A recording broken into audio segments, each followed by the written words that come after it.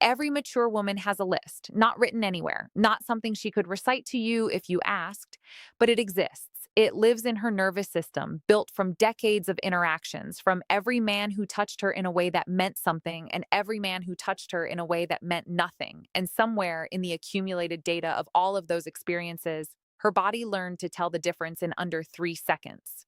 She does not decide who she chooses. Not really. Not at the level that matters. Her body decides, and her body decides based on touch. Not the fact of touch, the quality of it, the intention behind it, the specific way a man's hands communicate who he is before his words have had any opportunity to construct a version of himself that may or may not be accurate. A mature woman has been touched by men who wanted something from her. She knows exactly what that feels like. She has also been touched far more rarely by men who simply wanted to be close to her, who offered contact without agenda, without performance, without the slight reaching quality of a person who is trying to take something rather than give something. Those touches she remembers, those men she returns to, those are the men this video is about. Tonight, I am going to show you 7 specific kinds of touch that register in a mature woman's nervous system as the signal she has been waiting decades to receive, not techniques, not moves to execute. 7 expressions of something real. And I am going to show you exactly what that real thing is so that what you carry into every interaction is not a script, but an understanding deep enough to change how you are naturally present with a woman whose experience has made her impossible to fool. Stay with me until the end. Because the 7th one is the touch that most men never think about at all. The one that operates below the radar of every conscious interaction. And it is the one she will remember long after everything else from an evening has faded. Before we go any further, I need to say something that I want to land with real weight, not just pass through as a pleasant beginning. If you have ever tried to connect with a mature woman and felt something invisible working against you, some quality in her that was evaluating everything, that seemed to have already decided something before you had a chance to demonstrate who you were, that was not resistance to you. That was the protection she built from years of contacts that cost her something. She is not difficult. She is accurate. She has been touched by enough hands to know immediately what each one contains. And the men who reach her, the ones she thinks about at 2 in the morning without being able to explain why, are the men who understood something about touch that nobody ever formally taught. Tonight, you understand it too. The first touch. The touch that arrives before she expects it and asks for nothing is the first one that registers. Not on her arm in the middle of a sentence to punctuate a point, not on her back as you pass behind her in a way that is about marking something rather than connecting to something.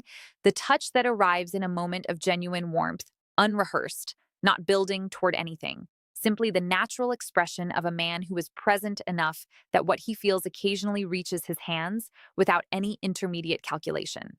Behavioral neuroscience has mapped the sensory cortex's response to touch extensively. And what the research consistently shows is that the quality of a touch, specifically whether it is perceived as self-serving or other-focused, is processed by the brain's social cognition networks within milliseconds of the contact occurring. Her nervous system is not waiting for context clues. It is reading the touch itself, and touch that arrives with the specific quality of generosity, of a man who is giving rather than taking, activates a neurochemical response that includes both oxytocin release and a reduction in cortisol, the stress hormone. Her body literally relaxes in response to it. A mature woman feels this distinction with a sensitivity that younger women have not yet developed. She's been touched enough times to have calibrated her detection system to a level of precision that most men do not account for. The touch that arrives without agenda does not just feel pleasant, it feels rare. And rarity in this specific context produces the exact neurological response that the brain's reward system is designed to produce in the presence of something it has rarely encountered. That first touch says, I am here with you, not for you, and she has been waiting longer than she would ever admit to feel the difference. The second touch. The touch that acknowledges rather than claims is the second one she remembers. When a man touches a mature woman in a way that says, I see you rather than I want you, something shifts in how her entire body receives his presence. The touch on the hand when she says something that moved her and you let her know without words that it landed. The brief contact at her shoulder when she is telling you something difficult and you are simply quietly there.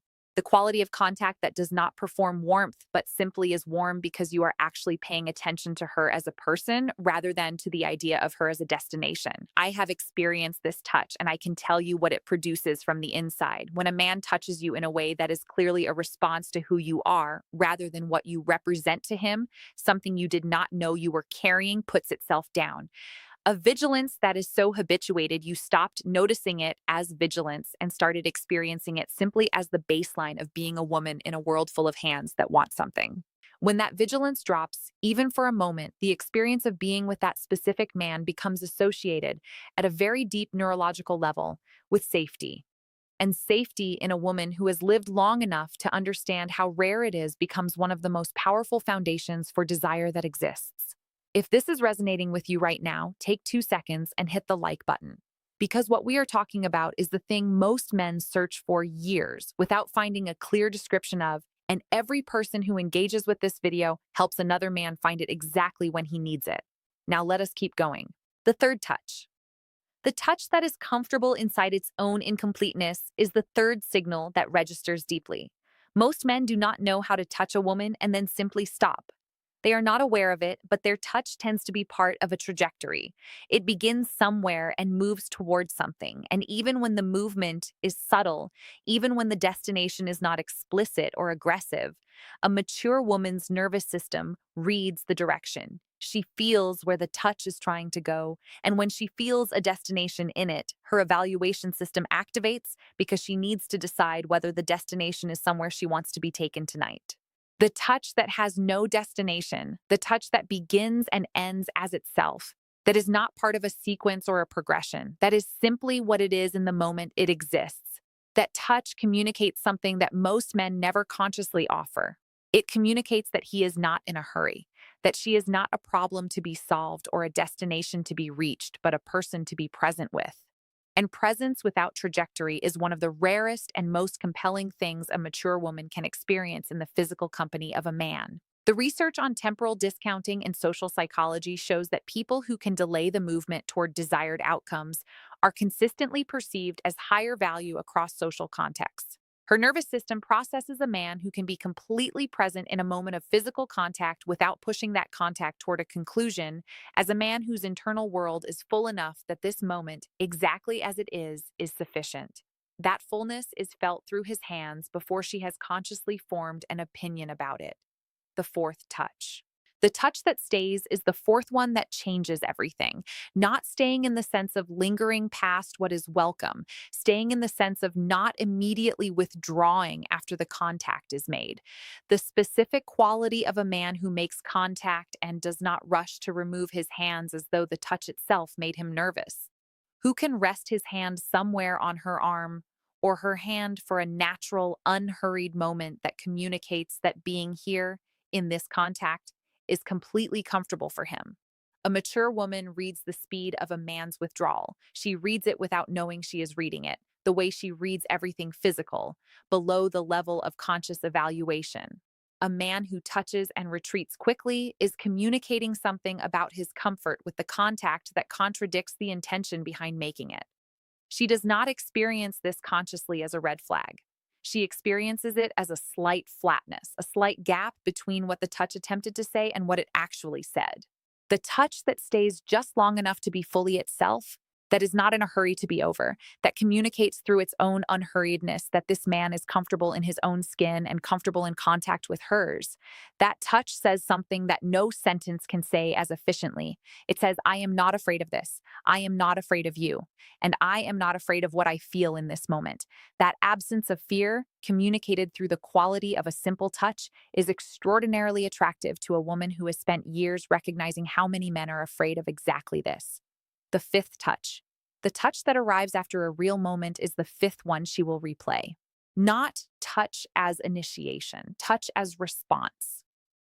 The specific contact that comes after she has said something honest, after a moment of real connection has opened between you, after something was genuine in the conversation, and your body responds to the genuineness of it before your words have assembled themselves into a sentence.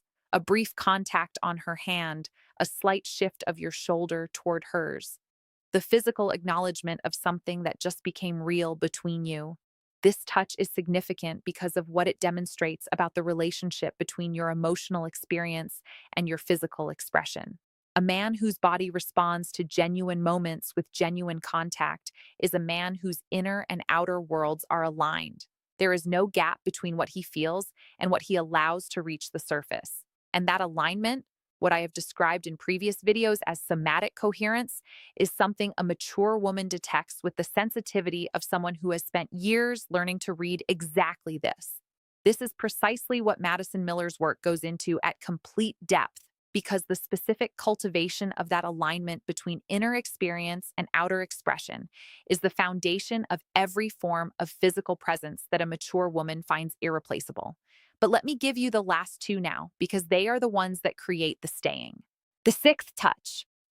The touch that exists in public is the sixth one that builds something long term.